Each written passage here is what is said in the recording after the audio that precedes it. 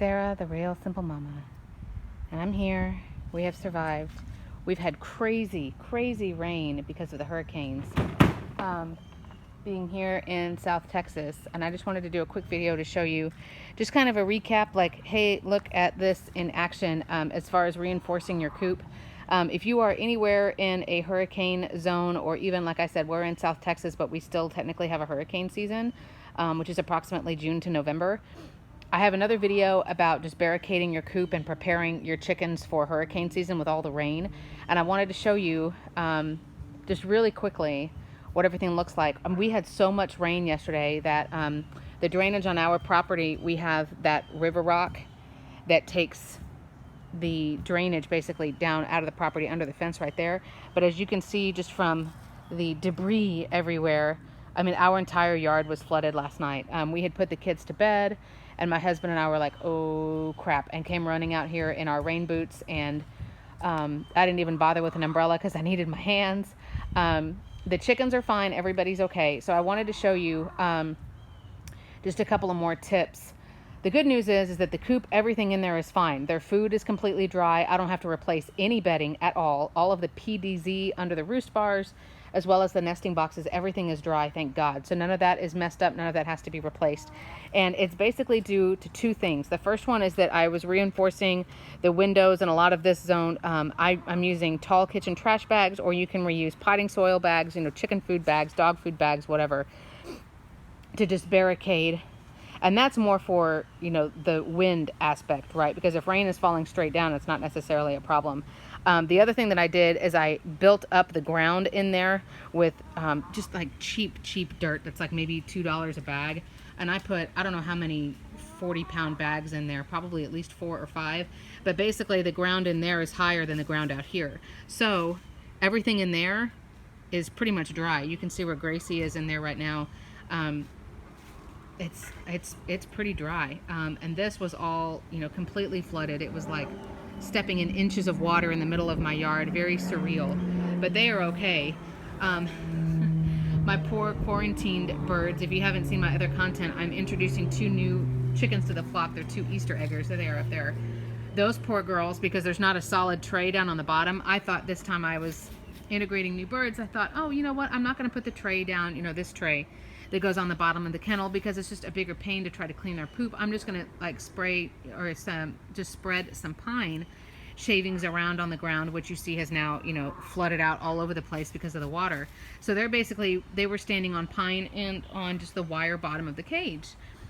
Yeah, that was completely flooded, and I felt like a horrible person. In this case, in their cage, it wasn't the water coming from above, because I have that, it's a pool tarp, because we're all about being cheap here at Real Simple Mama.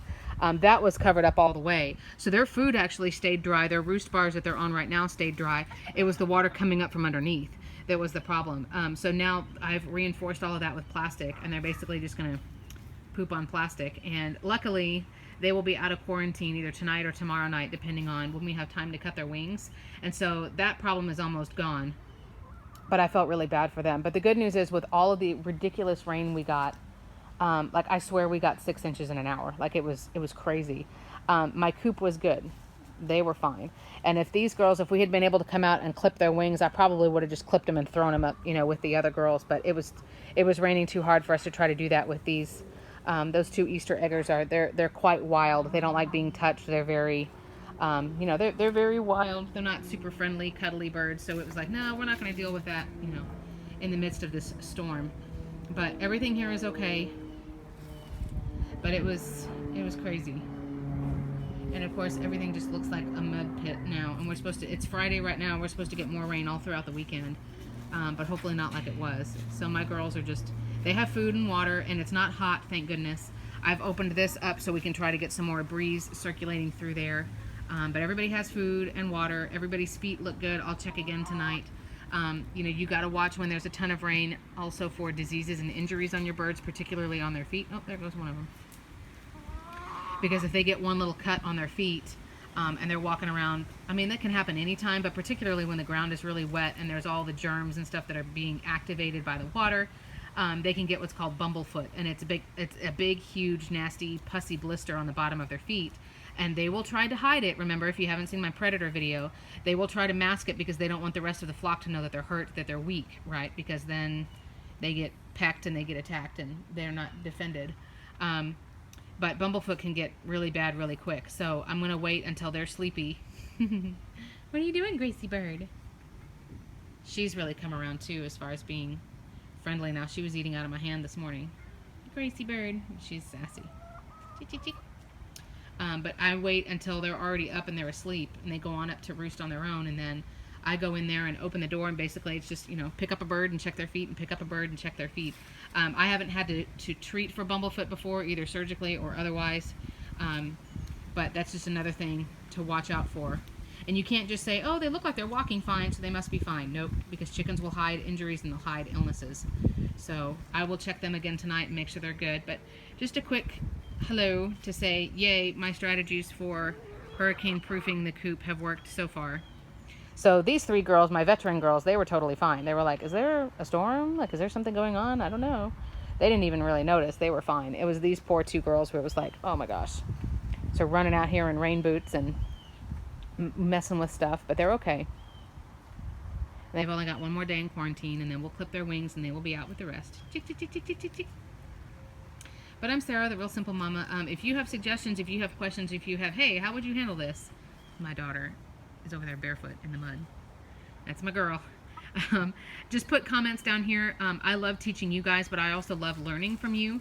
So I appreciate, any suggestions that you have or experiences. Let us know where you are, and then say, hey, this is what I've done to weatherproof my coop or whatever. Again, without getting into a tangent, the other thing you have to be aware of, though, is keeping air circulation in your coop. So as soon as I feel like the rain is gone for a while, I'm going to open those windows back up so that we can get air going through there. It's not hot here, so that's one factor we don't have to worry about. It's only in the high 70s, but we don't want to be dealing with ammonia buildup and poor ventilation in the coop, because then you have another slew of problems. So, stressful time of year for us chicken owners, but we're doing well. But again, I'm Sarah, the Real Simple Mama. Love hearing from you guys. I hope everyone is safe and doing well, and we'll be back soon.